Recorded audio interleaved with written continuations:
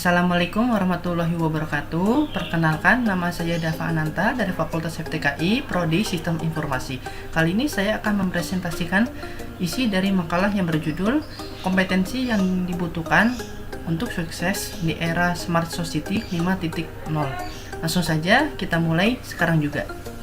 Ya, jadi di cover yang pertama ini ada judul kompetensi yang dibutuhkan untuk sukses di era Smart Society 5.0.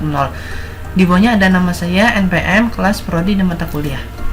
Next, kita masuk ke aspek kognitif. Yang pertama itu ada critical thinking. Critical thinking adalah keahlian yang digunakan untuk menyelesaikan, menilai, dan melakukan keputusan logis, objektif, berlandaskan data yang diperoleh dan diolah untuk dievaluasi secara sistematis.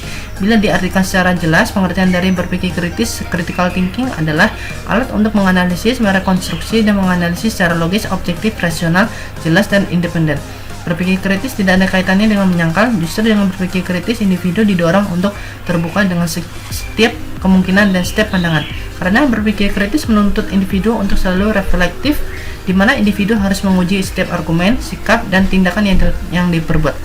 Lalu contoh penerapan dari critical thinking yang pertama itu, Tuhan telah memberikan kepada manusia tubuh dan akal pikiran yang sempurna.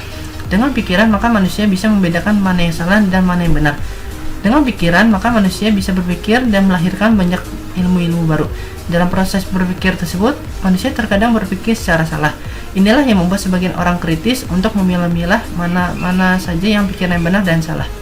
Lalu contoh yang kedua itu, pemikiran yang kritis bisa dipergunakan dalam bidang sosial, agama, ilmu pengetahuan alam, ilmu pengetahuan sosial, ilmu kimia, fisika, biologi, matematika, sosiologi, bahasa Indonesia, filsafat, ekonomi, dan bidang lainnya yang sangat luas. Next. Yang kedua itu communication. Jadi komunikasi itu adalah sebuah bagian penting yang tidak dapat dipisahkan dari kehidupan manusia sebagai makhluk sosial. Secara etimologis, kata komunikasi berasal dari bahasa Latin communicare yang artinya menyampaikan. Menurut asal katanya tersebut, arti komunikasi adalah proses penyampaian makna dari satu entitas atau kelompok ke kelompok lainnya melalui penggunaan tanda simbol dan aturan semiotika yang dipahami bersama. Dari penjelasan tersebut dapat dipahami bahwa pengertian komunikasi adalah suatu aktivitas menyampaikan informasi, baik itu pesan, ide, dan gagasan dari satu pihak ke pihak lainnya yang dilakukan secara langsung maupun tidak langsung. Lalu contoh penerapan dari komunikasi itu yang pertama permintaan izin dari orang tua. Di lingkungan keluarga ada kala anak akan meminta izin kepada orang tua untuk melakukan sesuatu. Komunikasi yang akan dilakukan anak kepada orang tua tentu akan menggunakan bahasa-bahasa santun. Ini merupakan contoh penerapan yang paling umum terjadi dalam suatu lingkungan keluarga. Lalu contoh yang kedua itu diskusi keluarga. Diskusi keluarga biasanya dilakukan untuk memecahkan permasalahan bersama. Kadang-kadang tidak semua anggota dilibatkan. Komunikasi interpersonal hanya terjadi antar orang tua saja, antar anak, antar orang tua dengan beberapa anak, atau memang lengkap semuanya. Bentuk komunikasi ini biasanya memiliki bentuk komunikasi lingkaran di mana semua yang terlibat dalam komunikasi akan menerima paparan informasi yang proporsional. Next. Yang ketiga itu ada planning and ways of working. Jadi pengertian perencanaan planning secara umum merupakan suatu upaya dalam menentukan berbagai hal yang hendak dicapai atau tujuan di masa depan dan juga untuk menentukan beragam tahapan yang memang dibutuhkan demi mencapai tujuan tersebut. Pengertian perencanaan juga bisa diartikan sebagai suatu bentuk kegiatan yang sudah terkoordinasi demi mencapai suatu tujuan tertentu dan juga dalam jangka waktu tertentu. Sehingga dalam perencanaan akan terdapat berbagai kegiatan pengujian pada beberapa arah pencapaian, menganalisa seluruh ketidakpastian, menilai kapasitas, menentukan tujuan pencapaian, dan juga menentukan langkah dalam pencapaiannya. Secara sederhana, pengertian perencanaan adalah suatu proses dalam berpikir secara logis dan pengambilan keputusan yang rasional sebelum melakukan berbagai tindakan yang hendak dilakukan. Hal ini akan membantu setiap pihak dalam memproyeksikan masa depannya dan memutuskan cara terbaik dalam menghadapi situasi yang akan terjadi di masa depan. Beberapa ahli juga ada yang mengatakan bahwa pengertian perencanaan adalah salah satu fungsi manajemen yang paling penting, yang dimana di dalam perencanaan itu sendiri terdapat kegiatan dalam menjelaskan tujuan organisasi, membuat strategi, dan juga mengembangkan rencana kerja organisasi. Pengertian perencanaan adalah suatu tahap awal dalam aktivitas suatu organisasi yang berkaitan dengan pencapaian tujuan organisasi. Lalu contoh penerapan dari planning and ways of working. Jadi si perusahaan A bergerak di bidang penjualan pakaian. Perusahaan ini dibentuk dengan tujuan memperoleh profit dan mengenalkan produk dalam negeri. Strategi yang dilakukan ialah dengan memaksimalkan promosi dan memilih bahan berkualitas untuk pakaiannya. Perusahaan A juga menentukan desain pakaian, warna, dan bahan yang diperlukan. Next. Yang keempat itu ada mental flexibility. Mental flexibility adalah suatu kemampuan seseorang untuk merekonstruksi pengetahuan seseorang secara spontan dalam banyak hal, seperti respon spontan terhadap tuntutan situasi yang selalu berubah secara radikal. Berpikir fleksibel adalah termasuk dari pemikiran kreatif, dapat berpikir reflektif, memiliki kepercayaan diri, serta dapat mengubah pandangannya ketika menerima informasi baru. Kemampuan cognitive flexibility perlu dimiliki untuk memudahkan seseorang dalam beradaptasi, khususnya di dunia kerja. Manusia dalam kehidupannya terus melakukan adaptasi. Dalam penelitiannya mengungkapkan individu dalam mempertahankan kehidupannya dari perubahan lingkungan yang terus berubah secara dinamis akan melakukan penyesuaian psikologis, kognitif, emosi, perilaku, dan biofisiologi. Lalu contoh penerapan dari mental flexibility itu, jadi ketika anak mempelajari suatu teknik baru, misalnya berenang, ia sudah mampu berenang dengan gaya A. Namun, ia diajarkan berenang dengan gaya B. Anak dengan pemikiran fleksibel akan membantu mereka bahwa cara atau metode baru bisa saja berhasil jika ia mau untuk mencobanya. Oke, kita masuk aspek interpersonal. Yang pertama itu ada mobilizing system. Mobilisasi adalah kemampuan seseorang untuk bergerak secara bebas dan teratur untuk memenuhi kebutuhan sehat, menuju kemandirian, dan imobilisasi yang mengacu pada ketidakmampuan seseorang untuk bergerak dengan bebas. Mobilisasi adalah kemampuan seseorang untuk bergerak secara bebas, mudah, dan teratur yang bertujuan untuk memenuhi kebutuhan hidup sehat. Setiap orang butuh untuk bergerak. Kehilangan kemampuan untuk bergerak menyebabkan ketergantungan, dan ini membutuhkan tindakan keperawatan. Mobilisasi yang diperlukan untuk meningkatkan kemandirian diri, meningkatkan kesehatan, memperlambat proses penyakit, khususnya penyakit degeneratif, dan untuk aktualisasi diri. Contoh penerapan dari mobilizing system yang pertama itu sebuah penerapan autonom car. Fungsi dalam autonom car ialah pengemudi atau penumpang bisa menentukan rutenya sendiri. Mereka tidak perlu mengendarai kendaraan tersebut, hanya mengarahkan saja rutenya akan kemana, dan mobil ini akan otomatis berjalan ke arah yang dituju. Yaitu yang kedua, ada aktivitas masyarakat dalam bidang kesehatan. Jepang terkenal dengan jumlah angka harapan hidup yang tinggi, sehingga dalam umur tua rentan terjangkit penyakit yang tidak sedikit. Dan hal itu akan sulit bagi mereka di saat harus pergi ke klinik atau rumah sakit untuk berobat. Maka Society 5.0 menerapkan sistem berobat secara jarak jauh. Dokter dapat memeriksa pasien dengan mendeteksi pasien agar tahu betul apa yang dikeluhkan.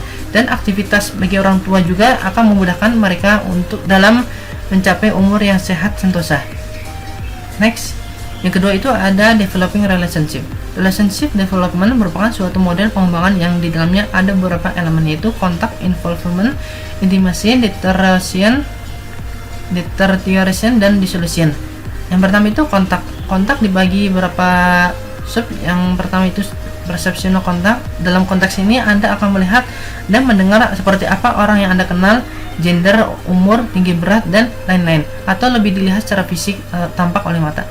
Lalu ada interactional kontak, adalah sebuah interaksi yang pada umumnya ditanyakan oleh orang pada saat pertama berkenalan, seperti halo, nama saya Joe. Lalu yang kedua ada involvement, merupakan tahap kebersamaan. Dalam tahap ini merupakan tahap pengetasan utama dan membuktikan dengan bertanya akan sesuatu yang masuk akal. Contoh, di mana tempat bekerja kamu, jurusan apa di universitasmu. Lalu setelah itu masuk ke tahap intensifying, yaitu tahap di mana seseorang mencoba untuk mengetahui lebih dalam orang lain, melainkan ia juga harus membuka diri atau self-disclose. Yang ketiga itu ada intimacy, perasaan di mana seseorang bisa bersikap jujur dan terbuka, di mana orang itu bisa mengekspresikan pikiran dan perasaan terhadap orang yang dekat dengannya, di mana kondisi ini tidak bisa diungkapkan di hubungan lain. Yang keempat, deterioration, keburukan. Keadaan deterioration merupakan suatu titik bawah dalam sebuah rangkaian dalam hubungan. Ada dua fase deterioration. Fase pertama adalah interpersonal dissatisfaction. Pertama, Anda merasa bahwa hubungan yang Anda jalani tidak menjadi terlalu penting seperti yang dijalani sebelumnya. Fase kedua adalah interpersonal deterioration. Fase di mana Anda mendiskusikan akan kekurang puasnya Anda dengan partner Anda, seperti meningkatnya pengeluaran, kurang berbicara dan pengertian, serta kurangnya membuka diri atau self disclosure. Yang kelima, dissolution, pembubaran. Di sini Anda memutuskan atau pembubaran hubungan tersebut. Ada dua fase dalam tahap ini, yaitu fase pertama, interpersonal separation. Adalah fase ini Anda mungkin tidak melihat orang lain atau partner lagi jika Anda tinggal bersama, Anda akan pindah untuk hidup sendiri. Fase kedua, friendship, adalah suatu bentuk hubungan interpersonal, interaksi. Komunikasi harus antar dua orang atau lebih. Lanjut, hubungan interpersonal ini meliputi sebuah personalistik fokus, dan itu teman bereaksi sebagai sesuatu yang unik, sejati, dan individu yang tidak dapat digantikan. Lalu contoh penerapan dari developing relationship itu, yang pertama, temukan inspirasi dari brand besar.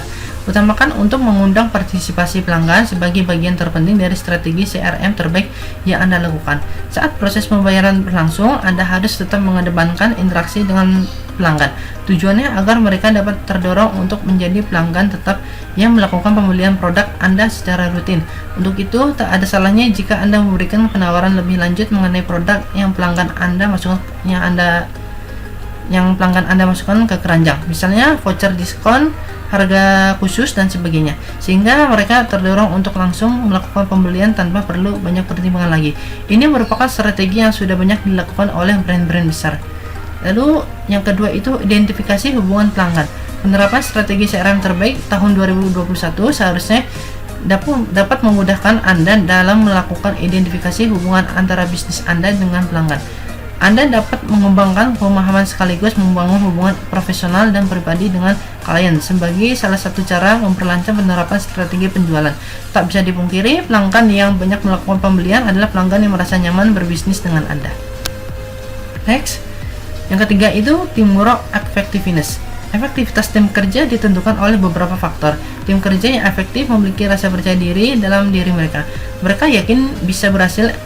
Efektivitas tim kerja dapat dinilai melalui produktivitas tim kerja, tingkat kepuasan atasan, dan kinerja tim kerja. Efektivitas tim kerja didasarkan pada hasil output yang produktif dan kepuasan pribadi. Kepuasan menyangkut kemampuan tim kerja untuk memenuhi kebutuhan pribadi anggotanya, sehingga mempertahankan keanggotaan dan komitmen. Output yang produktif menyangkut kualitas dan kuantitas output tugas seperti yang digariskan oleh tujuan tim kerja. Lalu contoh penerapan dari teamwork effectiveness ini, itu ada karyawan yang senang dituntun dan diajari, ada juga yang cukup mendapat instruksi dan mampu mencari jalannya sendiri. Sebagai HRD, Anda adalah orang pertama yang berkenalan dengan para karyawan. Anda pun dapat membantu tim leader jika ia membutuhkan data dan informasi tentang karyawan seperti latar belakang pendidikan, pengalaman kerja, dan sebagainya. Dengan demikian, Anda akan mendapatkan karyawan yang produktif. Oke, kita masuk ke aspek self leadership. Yang pertama itu ada self-awareness dan self-management. Self-awareness atau kesadaran diri merupakan fondasi hampir semua unsur kecerdasan emosional. Langkah awal yang penting untuk memahami diri sendiri dan untuk berubah. Kesadaran diri adalah salah satu ciri yang unik dan mendasar pada manusia, yang membedakan manusia dari makhluk lainnya. Lalu self-management adalah proses di mana konseli merasakan perubahan tingkah laku mereka sendiri. Dengan menggunakan keterampilan yang diperoleh dalam sesi konseling, keterampilan individu tersebut untuk memotivasi diri, mengelola semua unsur yang ada dalam diri, berusaha untuk memperoleh apa yang ingin dicapai, serta mengembangkan pribadinya menjadi lebih baik. Ketika individu dapat mengolah semua unsur yang terdapat dalam dirinya, meliputi pikiran, perasaan, dan tingkah laku, maka dapat dikatakan bahwa individu tersebut telah memiliki self-management. Lalu contoh penerapan dari self-awareness ini, yang pertama itu ketika Velas melihat wajah sendiri di cermin, atau sakit perut saat menyadari bahwa kita lupa belajar untuk ujian penting. Jantung berdebar ketika melihat seseorang yang disuka, juga merupakan contoh kesadaran diri pribadi. Yang kedua itu Velas mengalami peningkatan stres dan kecemasan, atau merasa harus menghindar situasi yang mungkin membuat diri terlihat buruk atau memalukan. Lalu contoh penerapan dari self-management itu, yang pertama itu menjaga pola makan, gaya hidup yang sehat, atau melakukan aktivitas seperti menulis jurnal dan meditasi. Yang kedua itu ketika kamu diminta membuat keputusan penting dalam tenggat waktu yang singkat. Karyawan yang memiliki kepercayaan diri, ia tidak akan stres karena situasi ini, sebab ia tahu bahwa jika ia mengevaluasi opsi dengan cermat, maka ia dapat membuat keputusan terbaik. Percaya diri juga membuat orang lain percaya pada kamu. Manajer atau atasan tahu bahwa kamu yakin pada diri sendiri, sehingga kemungkinan besar ia akan mempercayai kamu dan untuk menyelesaikan tugas yang diberikan. Rekan kerja juga akan tahu bahwa mereka dapat berpaling pada saat kamu mempunyai masalah nyata muncul. Kepercayaan dari atasan dan rekan kerja ini yang bisa menjadikan kamu bagian berharga dari tim. Lalu yang kedua ada entrepreneurship. Entrepreneurship diartikan kewirausahaan yang memiliki pengertian sedikit berbeda oleh para ahli. Meskipun demikian, masing-masing pendapat memiliki inti dari entrepreneurship, yaitu tentang kreativitas atau inovasi. Secara umum, pengertian entrepreneurship atau kewirausahaan adalah proses kegiatan kreativitas dan inovasi menciptakan perubahan dengan memanfaatkan peluang dan sumber-sumber yang ada untuk menghasilkan nilai tambah bagi diri sendiri dan orang lain serta memenangkan persaingan. Contoh penerapan dari entrepreneurship yaitu yang pertama membuka bisnis studio potret apabila ketertarikannya di bidang fotografi, membuka bisnis jual perangkat musik apabila seseorang pencinta musik dan beda sebagainya. Lalu contoh yang kedua itu membuka suatu kafe, menegakkan co-working space dan beda sebagainya. Lalu yang ketiga itu ada goals achievement. Pencapaian tujuan adalah keseluruhan upaya pencapaian tujuan harus dipandang sebagai suatu proses. Oleh karena itu, agar pencapaian tujuan akhir semakin terjamin, diperlukan pentahapan, baik dalam arti pentahapan pencapaian bagian-bagiannya maupun pentahapan dalam arti periodisasinya. Pencapaian tujuan terdiri dari beberapa faktor yaitu kurun waktu dan sasaran yang merupakan target konkret.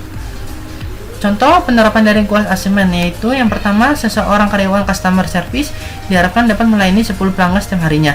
Pada kenyataannya, karyawan tersebut dapat melayani 11 pelanggan per hari, maka karyawan tersebut dianggap memiliki efektivitas yang baik.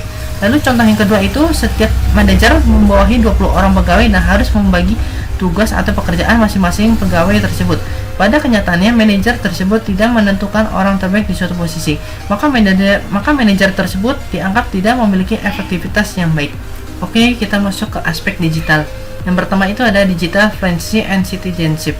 Digital Information Fluency (DIF) merupakan kemampuan untuk menemukan, mengevaluasi, dan menggunakan informasi digital secara efektif, efisien, dan etis. Dari pengertian tersebut, banyak orang yang beranggapan bahwa Digital Information Fluency sama dengan konsep literasi informasi. Anggapan itu adalah salah, karena DIF tidak seluas konsep literasi informasi. DIF lebih berfokus pada kemampuan yang melibatkan pengetahuan khusus, keterampilan, dan disposisi untuk mengetahui bagaimana informasi digital berbeda dari informasi cetak, memiliki keterampilan untuk menggunakan alat khusus untuk mencari informasi digital, dan mengembangkan disposisi yang diperlukan dalam lingkungan informasi digital. Fluency kefasihan lebih dalam maknanya daripada melek atau keaksaraan. Untuk penekanan bahwa kemampuan itu lebih dari kemampuan dasar. Spektrum kemampuan mulai dari tingkat dasar, melek, atau keaksaraan ke tingkat yang lebih tinggi, itulah yang disebut kefasihan atau fluency. Oleh karena itu, Digital Information Fluency mencakup aspek baik literasi informasi, literasi teknologi, dan berpikir kritis. Kewarganegaraan dikenal dengan kata citizenship, artinya keanggotaan yang menunjukkan hubungan atau ikatan negara dengan warga negara. Menurut Kamus Besar Bahasa Indonesia, warga negara adalah penduduk dalam sebuah negara berdasarkan keturunan, tempat kelahiran. Mereka punya hak dan kewajiban penuh sebagai warga di negara itu. Kewarganegaraan adalah hubungan individu dengan negara. Kewarganegaraan menunjukkan kebebasan dan warga negara memiliki hak, tugas, dan tanggung jawab tertentu. Secara umum, warga negara punya hak politik penuh, hak untuk memilih dan memegang jabatan publik. Kewarganegaraan adalah bentuk kebangsaan yang paling istimewa. Istilah yang lebih luas ini menunjukkan berbagai individu dan negara yang tidak serta-merta memberikan hak politik, tapi menyeratkan hak-hak istimewa lainnya, khususnya perlindungan di luar negeri. Ini adalah istilah yang digunakan dalam hukum internasional. Lalu contoh penerapan dari digital fluency itu, yang pertama pengarsipan digital yang lebih menghemat tempat, yang kedua itu memanfaatkan media sosial sebagai sarana peningkatan usaha dan kewirausahaan. Lalu contoh penerapan dari citizenship, yang pertama itu lewat pembelajaran PKN atau kewarganegaraan kita bisa mengetahui nilai-nilai Pancasila yang diwariskan ke generasi selanjutnya. Yang kedua itu dengan mempelajari PKN kita bisa berpikir lebih kritis dan rasional dalam menanggapi perbedaan kebudayaan, suku, bangsa, agama, dan bahasa. Yang kedua itu software use and development. Pengembangan perangkat lunak atau software development process merupakan suatu implementasi terstruktur dalam pengembangan perangkat lunak dengan maksud untuk mengembangkan sistem dan memberikan panduan dalam mensukseskan proyek pengembangan sistem aplikasi dengan mengikuti tahapan-tahapan tertentu. Dalam pelaksanaannya terdapat beberapa model pengembangan sistem perangkat lunak. Contoh penerapan dari software use and development yaitu yang pertama itu sebuah rumah sakit ingin membuat aplikasi sistem database untuk pendataan pasiennya. Seorang atau sekelompok programmer akan melakukan identifikasi mengenai apa saja yang dibutuhkan oleh pelanggan dan bagaimana model kerja program tersebut. Kemudian dilakukan rancangan program yang diujikan kepada pelanggan. Hasil penilaian dari pelanggan dievaluasi dan analisis kebutuhan pemakai kembali dilakukan. Contoh yang kedua itu perangkat lunak pengolah kata yang dikembangkan dengan menggunakan paradigma pertambahan akan menyampaikan manajemen file, editing, serta fungsi penghasilan dokumen pada pertambahan pertama, dan selanjutnya pertambahan pertama dapat disebut sebagai produk inti atau core product, dan pada pertambahan selanjutnya produk inti akan dikembangkan terus hingga menghasilkan produk jadi yang siap untuk digunakan atau dipasarkan. Yang ketiga ada understanding digital systems. Istilah digital telah menjadi bagian dari perbendaharaan kata-kata kita sehari-hari. Sistem digital telah menjadi sedemikian luas hampir semua bidang kehidupan, dari komputer, piranti otomatis, robot, ilmu dan teknologi kedokteran, sampai kepada transportasi, hiburan, penjelajah, ruang angkasa, dan banyak lagi. Sistem digital adalah sistem elektronika yang setiap rangkaian penyusunnya melakukan pengolahan sinyal diskrit. Sistem digital terdiri dari beberapa rangkaian digital, logika, komponen elektronika, dan elemen gerbang logika untuk suatu tujuan pengalihan tenaga atau energi. Sistem digital adalah suatu sistem yang berfungsi untuk mengukur suatu nilai yang bersifat tetap atau tidak teratur dalam bentuk diskrit berupa digit-digit atau angka-angka, contohnya bilangan integer dan pecahan. Lalu contoh penerapan dari understanding digital system. Yang pertama itu pengiraan computing. Dua mesin pengiraan utama adalah komputer digital dan kalkulator. Secara ringkasnya, kalkulator menerima data dan arahan instruction dalam bentuk nomor. Untuk memudahkan pertukaran nomor kepada isyarat yang dipahami oleh liter elektronik, maka sistem nomor yang digunakan adalah deretan biner 0 dan 1. Pada komputer, data berupa teks, suara, gambar, dan lainnya disimpan dalam deretan 0 dan 1 biner. Pada sistem digital 0 dan 1 itu merupakan bahasa yang digunakan untuk mempermudah dalam bertukar informasi antara si pemberi dan penerima informasi. Yang kedua itu ada komunikasi. Dalam bidang komunikasi, contoh penggunaan sistem digital seperti liter elektronik dalam mesin faksimil, sistem radar, dan antena, serta penggunaan satelit di angkasa lepas. Thank you. Demikian presentasi dari saya, kurang lebihnya mohon maaf apabila masih terdapat kekurangan dalam penyampaian presentasi kali ini. Jangan lupa like, komen, dan subscribe videonya. Sekian dan terima kasih. Wassalamualaikum warahmatullahi wabarakatuh.